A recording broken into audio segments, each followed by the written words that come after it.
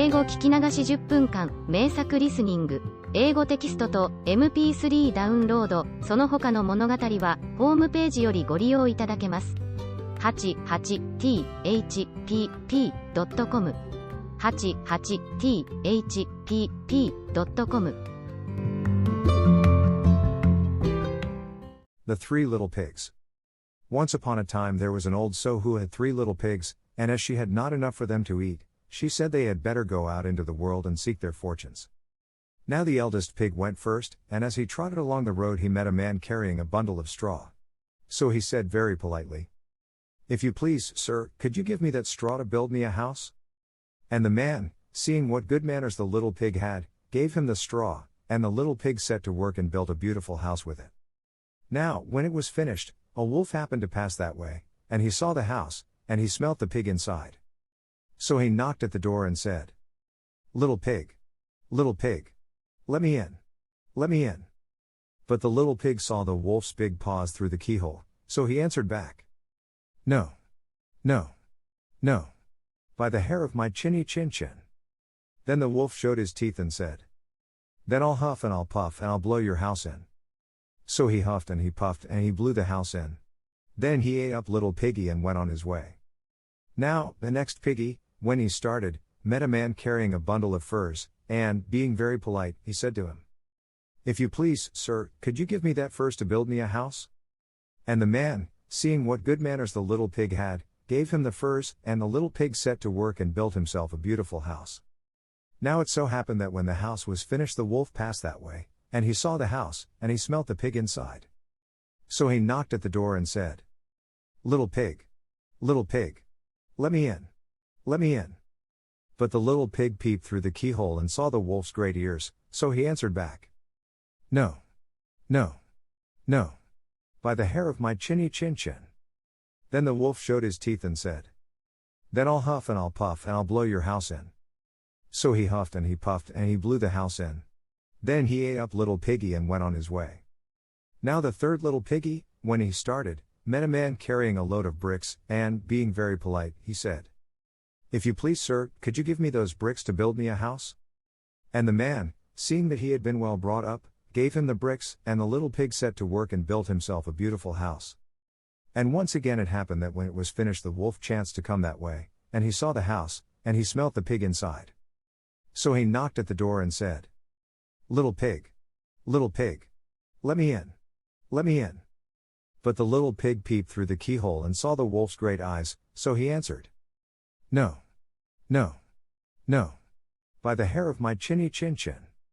"Then I'll huff and I'll puff and I'll blow your house in," says the wolf, showing his teeth. Well, he huffed and he puffed. He puffed and he huffed. And he huffed, and he puffed, but he could not blow the house down. At last he was so out of breath that he couldn't huff and he couldn't puff any more. So he thought a bit. Then he said, "Little pig, I know where there is ever such a nice field of turnips." "Do you?" says little piggy, "and where may that be?" "I'll show you," says the wolf. "If you will be ready at 6 o'clock tomorrow morning, I will call round for you, and we can go together to Farmer Smith's field and get turnips for dinner." "Thank you kindly," says the little piggy. "I will be ready at 6 o'clock sharp." But, you see, the little pig was not one to be taken in with chaff, so he got up at 5, trotted off to Farmer Smith's field, rooted up the turnips, and was home eating them for breakfast when the wolf clattered at the door and cried, little pig, aren't you ready?" "Ready?" says the little piggy. "Why? What a sluggard you are. I've been to the field and come back again, and I'm having a nice potful of turnips for breakfast." Then the wolf grew red with rage, but he was determined to eat little piggy, so he said, as if he didn't care, "I'm glad you like them, but I know of something better than turnips." "Indeed," says little piggy, "and what may that be?" "A nice apple tree down in Mary Gardens with the juiciest, sweetest apples on it. So if you will be ready at 5 o'clock tomorrow morning I will come round for you and we can get the apples together."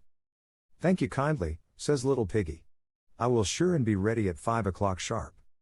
Now the next morning he bustled up ever so early, and it wasn't 4 o'clock when he started to get the apples, but, you see, the wolf had been taken in once and wasn't going to be taken in again, so he also started at 4 o'clock, and the little pig had but just got his basket half full of apples when he saw the wolf coming down the road licking his lips. "Hello," says the wolf, here already. You are an early bird. Are the apples nice? Very nice, says little piggy, I'll throw you down one to try. And he threw it so far away, that when the wolf had gone to pick it up, the little pig was able to jump down with his basket and run home. Well, the wolf was fair angry, but he went next day to the little piggy's house and called through the door, as mild as milk. Little pig. Little pig.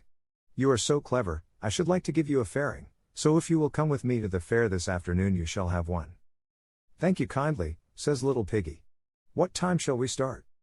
At 3 o'clock sharp, says the wolf, so be sure to be ready. I'll be ready before 3, sniggered the little piggy. And he was.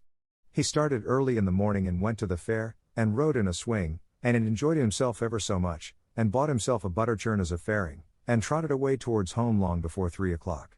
But just as he got to the top of the hill, what should he see but the wolf coming up it, all panting and red with rage. Well, there was no place to hide in but the butter churn, so he crept into it, and was just pulling down the cover when the churn started to roll down the hill. Bumpity, bumpity, bump.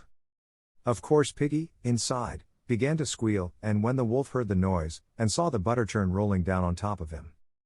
Bumpity, bumpity, bump. He was so frightened that he turned tail and ran away. But he was still determined to get the little pig for his dinner, so he went next day to the house and told the little pig how sorry he was not to have been able to keep his promise of going to the fair, because of an awful, dreadful, terrible thing that had rushed at him, making a fearsome noise. Dear me, says the little piggy, that must have been me.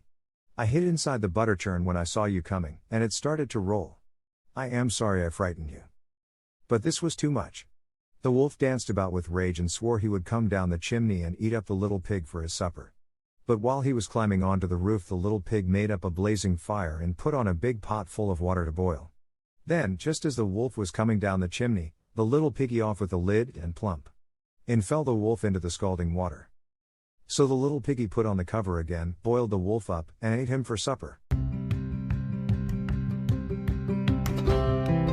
英語聞き流し10分間、名作リスニング。